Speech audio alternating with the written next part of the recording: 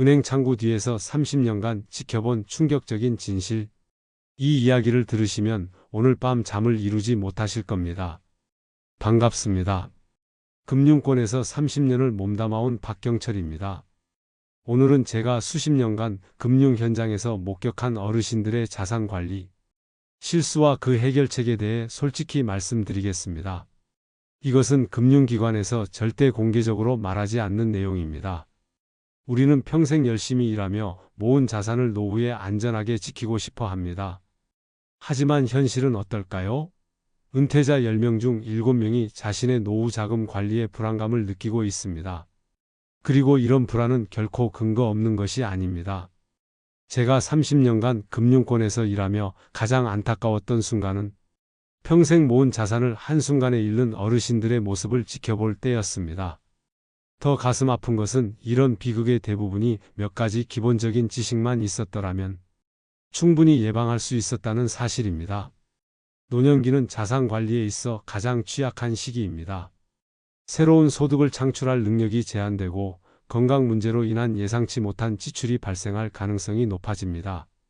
또한 디지털 금융 환경에 적응하기 어렵고 노인을 대상으로 한 금융 사기가 날로 증가하고 있습니다. 이정수 할아버지의 사례를 들려드리겠습니다. 40년간 중소기업에서 성실히 근무하며 모은 2억 5천만 원으로 편안한 노후를 계획하셨습니다. 그러나 은퇴 후 3년 만에 자산의 60%를 잃으셨습니다. 왜 이런 일이 벌어졌을까요? 이 할아버지는 오랫동안 거래해온 은행 직원의 권유로 원금보장형이라는 투자 상품에 대부분의 자금을 투자했습니다. 그러나 나중에 알고 보니 이 상품은 특정 조건에서만 원금이 보장되는 복잡한 구조였고 시장 상황이 악화되면서 큰 손실이 발생했습니다. 은행 직원은 단순히 안전한 상품이라는 말만 반복했을 뿐 상품의 복잡한 구조와 위험성에 대해서는 제대로 설명하지 않았습니다. 이제 이 할아버지는 자녀들에게 경제적으로 의존할 수밖에 없는 상황이 되었습니다.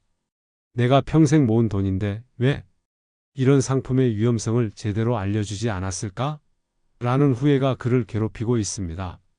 이런 비극적인 상황이 여러분에게 발생하지 않도록 오늘은 노후 자산 관리에서 흔히 저지르는 3가지 치명적인 실수와 금융기관이 절대 알려주지 않는 3가지 핵심 정보를 공유하겠습니다. 첫 번째 치명적인 실수는 현금을 집에 보관하는 습관입니다. 많은 어르신들이 금융기관을 완전히 신뢰하지 못하거나 급할 때 사용하기 위해 상당한 금액의 현금을 집 안 여러 곳에 숨겨두십니다. 장롱 속, 책 사이, 화분 및 냉장고 안까지. 이런 장소들이 얼마나 안전할까요? 김영희 할머니 77세는 평생 검소하게 살며 모은 4천만 원을 집 안 여러 곳에 분산해서 숨겨두셨습니다. 자녀들에게도 이 사실을 알리지 않았습니다. 은행에 맡기면 세금 문제가 생길까봐, 자식들이 내 돈을 함부로 쓸까봐 하는 걱정 때문이었습니다. 그러던 어느 날 할머니는 갑작스러운 뇌경색으로 의식을 잃고 병원에 입원하게 되었습니다. 의식은 있으나 말을 할 수 없는 상태가 되었습니다. 자녀들은 병원비를 마련하기 위해 집을 뒤졌지만 할머니가 현금을 숨겨둔 장소를 알 수 없었습니다. 결국 적절한 치료를 위한 비용을 마련하지 못해 할머니의 회복 기회가 지연되었습니다. 우리의 기억력은 나이가 들수록 약해집니다. 특히 갑작스러운 건강 문제나 치매가 발생하면 더욱 그렇습니다. 숨겨둔 현금은 결국 잃어버린 돈이 될 가능성이 높습니다. 또한 화재, 수해, 도난 등의 위험에도 무방비 상태로 노출됩니다. 작년 경기도의 한 아파트 화재 사건에서 오상철 어르신 81세는 집 안에 보관하던 6천만 원의 현금을 모두 잃었습니다. 화재 보험은 가입되어 있었지만 현금은 보상 대상이 아니었습니다. 평생 모은 돈이 순식간에 재가 되어버린 것입니다. 두 번째 치명적인 실수는 모든 자산을 하나의 금융기관이나 상품에 집중하는 것입니다. 관리하기 편하니까, 이 은행만 30년 다녔으니까 믿을 수 있어 하며 모든 자금을 한 곳에 예치하는 경우가 많습니다. 중요한 사실 하나를 말씀드리겠습니다. 예금자 보호제도는 금융기관별로 1인당 최대 1억 원 원금과 이자 포함까지만 보장합니다. 이는 2025년부터 적용되는 상향된 한도입니다. 만약 어은행에 1억 5천만 원을 예금했다면 해당 은행이 파산할 경우 1억 원만 보장받고 5천만 원은 손실될 수 있습니다. 또한 디지털 시대에는 해킹, 보이스피싱, 스미싱 등 다양한 금융 사기가 끊임없이 발생하고 있습니다. 모든 자산을 한 계좌에 보관하면 한 번의 사고로 전 재산을 잃을 수 있습니다. 이승민 할아버지 75세는 평생 사용해온 한 은행의 계좌에 퇴직금과 저축금 전체인 8천만 원을 보관하고 있었습니다. 어느 날 귀하의 계좌에서 이상 거래가 발견되었으니 확인이 필요하다는 문자를 받고 링크를 클릭했습니다. 그 결과 계좌가 해킹되어 전액이 인출되는 사고가 발생했습니다. 더욱 심각한 문제는 이 계좌가 할아버지의 유일한 금융자산이었기 때문에 사고 조사 기간 동안 생활비조차 사용할 수 없었다는 점입니다. 할아버지는 극심한 스트레스로 건강까지 악화되었습니다. 자산을 여러 금융기관에 분산하고 목적별로 계좌를 나누어 관리하는 것이 훨씬 안전합니다. 일상생활비용 계좌, 비상금 계좌, 장기 저축 계좌 등으로 구분하면 한 계좌에 문제가 생겨도 다른 계좌로 대응할 수 있습니다. 세 번째 치명적인 실수는 금융상품에 대한 맹목적인 신뢰입니다. 은행에서 추천하는 거니까, 우리 동네 지점장님이 좋다고 하셨으니까 하며 상품의 내용을 제대로 이해하지 못한 채 가입하는 경우가 많습니다. 하지만 금융기관 직원들도 영업 목표와 실적에 따라 평가받는 직원일 뿐 항상 고객의 이익만을 최우선으로 생각하지는 않습니다. 이제부터 제가 30년간 금융권에서 일하며 깨달은, 그러나 금융기관에서는 결코 공개적으로 말하지 않는 핵심 정보들을 공유하겠습니다. 이 정보들은 여러분의 소중한 노후 자산을 지키는 데 큰 도움이 될 것입니다. 이제 금융기관이 숨기는 진실에 대해 말씀드리겠습니다. 제가 30년간 금융권에서 일하며 깨달은 핵심 정보들입니다. 첫째, 원금 보장이라는 말의 진짜 의미입니다. 많은 어르신들이 이 말을 들으면 안심하십니다. 하지만 함정이 있습니다. 원금 보장은 만기까지 보유할 경우에만 해당되는 경우가 대부분입니다. 중간에 해지하면 원금 손실이 발생할 수 있습니다. 또한 원금 보장이라고 해도 물가 상승률을 고려하면 실질 가치는 떨어질 수 있습니다. 연이율이 2%인데 물가 상승률이 3%라면 실질적으로는 마이너스 1%의 수익률이 되는 셈입니다. 박민수 할아버지는 72세에 원금 보장형 연금보험에 가입했습니다. 6개월 후 갑작스러운 수술비가 필요해 중도 해지했더니 납입한 보험료의 70%만 돌려받았습니다. 원금 보장은 10년 이상 유지할 경우에만 적용된다는 사실을 작은 글씨로 적힌 약관에서 뒤늦게 발견했습니다. 둘째, 금융상품 판매자의 숨겨진 이해관계입니다. 은행이나 보험사 직원들이 특정 상품을 강력히 추천하는 이유는 수수료와 실적 때문입니다. 일반 예금보다 펀드나 보험 상품이 더 적극적으로 권유되는 이유는 판매자에게 더 많은 수수료가 돌아가기 때문입니다. 특히 월말이나 분기 말에 갑자기 특별 상품이나 한정 판매 상품을 권유받는다면 주의하세요. 이 시기는 직원들이 실적을 채워야 하는 기간으로 고객의 필요보다는 판매자의 실적이 우선시될 가능성이 높습니다. 이영숙 할머니는 70세의 월말에 은행을 방문했다가 특별금리 상품을 권유받았습니다. 급하게 결정해야 한다는 말에 서둘러 가입했는데 나중에 알고 보니 중도 해지 시 큰 손실이 발생하는 구조였습니다.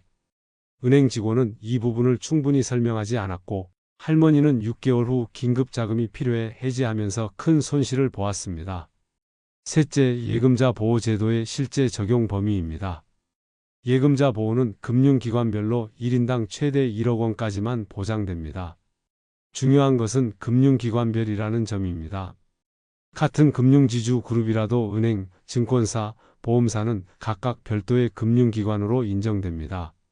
예를 들어 가은행과 가증권이 같은 금융그룹이라도 가은행에 1억 원, 가증권에 1억 원을 예치하면 총 2억 원이 보호받을 수 있습니다.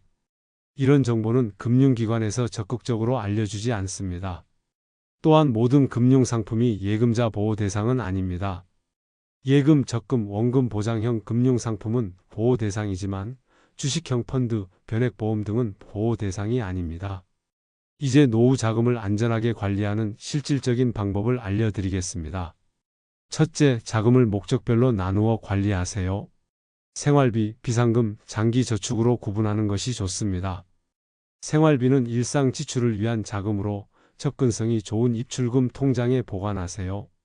보통 3개월에서 6개월치 생활비 정도가 적당합니다. 비상금은 갑작스러운 의료비나 긴급 상황을 대비한 자금입니다. 이는 언제든 인출할 수 있지만 일상적으로 사용하지 않는 계좌에 보관하는 것이 좋습니다. 보통 6개월에서 1년치 생활비 정도를 비상금으로 준비하는 것이 안전합니다. 장기 저축은 더 긴 미래를 위한 자금입니다. 이는 인플레이션을 고려한 안정적인 수익을 낼 수 있는 상품에 투자하는 것이 좋습니다. 국채, 금융채 등 안전성이 높은 채권형 상품이나 원금 보장형 금융상품이 적합합니다. 둘째, 자산을 여러 금융기관에 분산하세요. 모든 달걀을 한 바구니에 담지 마세요. 예금자 보호 한도를 고려하여 여러 금융기관에 분산 예치하는 것이 안전합니다. 셋째, 금융상품 가입 전 반드시 세 가지를 확인하세요. 첫째, 원금 보장 여부와 조건입니다. 어떤 조건에서 원금이 보장되나요? 중도 해지 시 불이익은 무엇인가요? 라고 명확히 물어보세요. 둘째, 수수료와 비용 구조입니다. 숨겨진 수수료가 없는지 확인하세요. 셋째, 예금자 보호 대상인지 여부입니다. 넷째, 금융사기를 예방하는 방법입니다. 노인을 대상으로 한 금융사기가 급증하고 있습니다. 기억하세요. 금융기관은 절대 전화나 문자로 계좌번호, 비밀번호, 보안카드 정보를 요구하지 않습니다. 또한 갑작스럽게 돈을 이체하라는 요청은 모두 사기일 가능성이 높습니다. 최근에는 자녀나 손주를 사칭하는 메신저, 피싱도 증가하고 있습니다.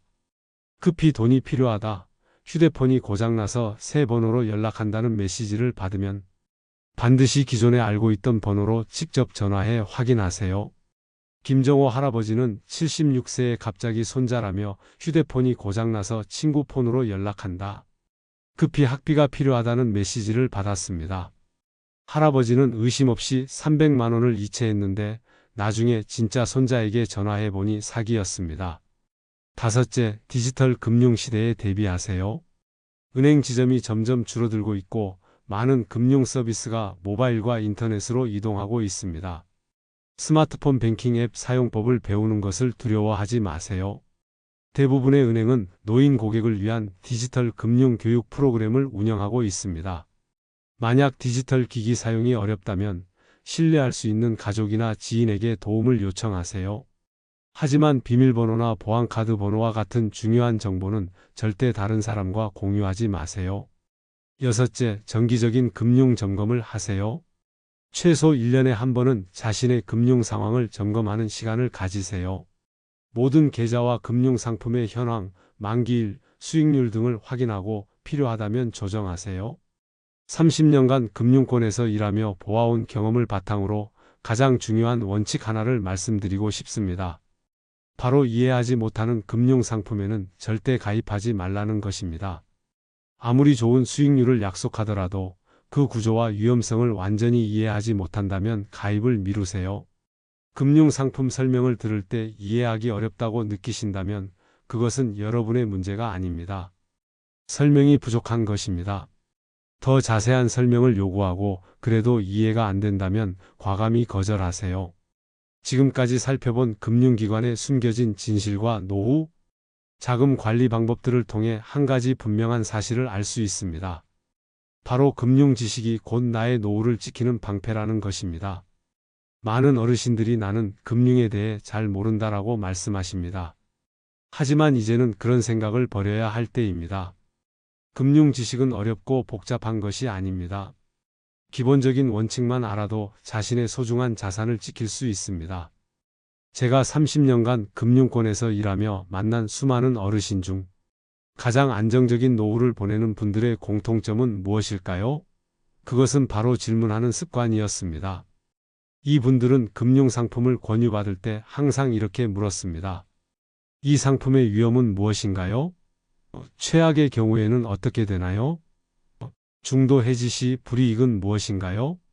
이런 질문들이 여러분의 소중한 자산을 지키는 첫 번째 방어선입니다. 질문을 많이 하는 것을 부끄러워하지 마세요. 오히려 질문하지 않는 것이 더 위험합니다. 김영철 할아버지의 사례를 들려드리겠습니다. 78세의 김 할아버지는 은퇴 후 20년간 자신만의 금융 노트를 작성해 왔습니다. 모든 금융상품에 가입할 때마다 상품의 특징, 위험성, 수수료 등을 꼼꼼히 기록했습니다. 그리고 1년에 2번, 봄과 가을에 자신의 모든 금융자산을 점검하는 시간을 가졌습니다. 김 할아버지는 나는 금융 전문가가 아니지만 내 돈을 지키는 것은 내 책임이다라는 신념을 갖고 있었습니다. 그 결과 그는 80이 되는 지금까지도 경제적으로 안정된 노후를 보내고 있습니다. 자녀들에게 경제적으로 의존하지 않고 오히려 손주들의 교육비를 지원할 여유까지 있습니다. 여러분도 지금부터 자신만의 금융 노트를 작성해 보세요. 복잡할 필요 없습니다. 간단하게 어떤 금융상품에 가입했는지, 만기일은 언제인지, 수익률은 얼마인지, 중도 해지 시 불이익은 무엇인지 정도만 기록해도 큰 도움이 됩니다. 또한 금융상품을 권유받을 때는 반드시 하루 이상의 시간을 두고 결정하세요. 오늘 가입하면 특별 혜택이 있다는 말에 현혹되지 마세요. 진짜 좋은 상품이라면 하루 이틀 기다려도 여전히 좋은 상품일 것입니다. 급하게 결정하라는 압박은 대부분 판매자의 이익을 위한 것입니다. 그리고 금융상품을 선택할 때는 항상 자신의 나이와 상황에 맞는지 고려하세요. 60대 이상이라면 안정성을 최우선으로 생각해야 합니다. 높은 수익을 약속하는 상품일수록 그만큼 위험도 크다는 사실을 명심하세요. 특히 요즘처럼 금리가 오르내리는 시기에는 더욱 주의가 필요합니다. 금리가 오르면 기존에 가입한 금융상품의 가치가 떨어질 수 있습니다. 반대로 금리가 내려가면 새로 가입하는 상품의 수익률이 낮아질 수 있습니다. 이런 금리 변동에 따른 위험을 줄이기 위해서는 자산을 여러 상품에 분산 투자하는 것이 좋습니다. 또한 디지털 금융 시대에 적응하는 것도 중요합니다. 많은 어르신들이 스마트폰 뱅킹이나 인터넷 뱅킹을 어려워하십니다. 하지만 이제는 은행 지점을 직접 방문하지 않고도 다양한 금융 서비스를 이용할 수 있는 시대입니다. 처음에는 어렵게 느껴질 수 있지만 한번 익숙해지면 오히려 더 편리하게 금융 생활을 할 수 있습니다. 대부분의 은행은 어르신들을 위한 디지털 금융 교육 프로그램을 운영하고 있습니다. 이런 프로그램에 참여하면 기본적인 모바일 뱅킹 사용법을 배울 수 있습니다. 또한 가족이나 가까운 지인에게 도움을 요청하는 것도 좋은 방법입니다. 다만 비밀번호나 보안카드 번호와 같은 중요한 정보는 절대 다른 사람과 공유하지 마세요. 금융 사기를 예방하는 것도 매우 중요합니다. 특히 요즘에는 노인을 대상으로 한 금융 사기가 급증하고 있습니다. 가장 기본적인 원칙은 너무 좋은 이야기는 의심해 보라는 것입니다.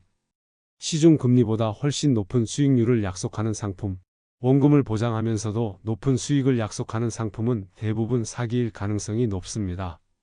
또한 자녀나 손주를 사칭하는 메신저, 피싱에도 주의하세요.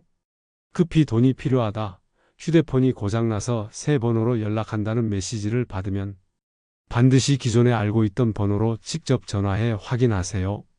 잠깐의 확인 전화가 수백만 원의 손실을 막을 수 있습니다. 노후 자금 관리에서 또 하나 중요한 점은 정기적인 자산 점검입니다. 최소 1년에 한 번은 자신의 모든 금융 자산을 점검하는 시간을 가지세요.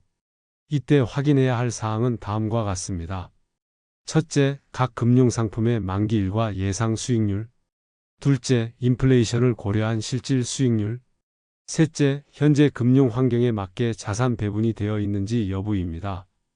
또한 노후에는 건강관리와 금융관리가 밀접하게 연관되어 있다는 점도 기억하세요. 갑작스러운 의료비 지출은 노후 자금 계획을 크게 흔들 수 있습니다. 따라서 적절한 의료보험에 가입하고 정기적인 건강검진을 통해 건강관리에도 신경 쓰는 것이 중요합니다. 그리고 자녀나 손주에게 경제적 도움을 줄 때도 신중하게 결정하세요.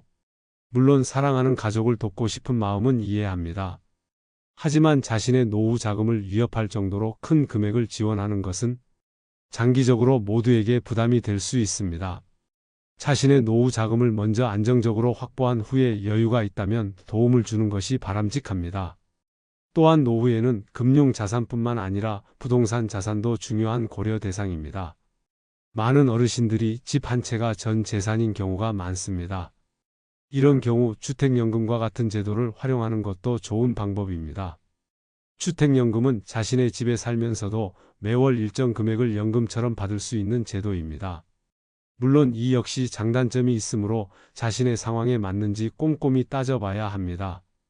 마지막으로 금융상품을 선택할 때는 항상 자신의 목표와 상황에 맞는지 고려하세요. 모든 사람에게 맞는 하나의 정답은 없습니다. 중요한 것은 자신의 상황에 맞는 선택을 하는 것입니다. 지금까지 제가 30년간 금융권에서 일하며 깨달은 노후 자금 관리의 핵심을 말씀드렸습니다. 이 정보가 여러분의 소중한 노후를 더욱 안정적이고 풍요롭게 만드는 데 도움이 되길 바랍니다. 여러분의 노후는 여러분이 지금 내리는 결정에 달려 있습니다. 지금 당장은 어렵고 복잡하게 느껴질 수 있지만 한 걸음씩 나아가다 보면 분명히 더 안정적인 노후를 맞이할 수 있을 것입니다. 이 영상을 통해 여러분께 금융기관이 숨기는 진실과 노후 자금을 지키는 방법을 알려드렸습니다. 이 정보가 여러분의 소중한 노후를 더욱 안전하게 지키는 데 도움이 되길 진심으로 바랍니다. 오늘 영상이 도움이 되셨다면 구독과 좋아요 버튼을 눌러주세요. 여러분의 작은 관심이 더 많은 어르신들에게 유익한 정보를 전달하는 데 큰 힘이 됩니다. 여러분의 소중한 노후가 더욱 안정되고 행복하기를 진심으로 바랍니다. 감사합니다.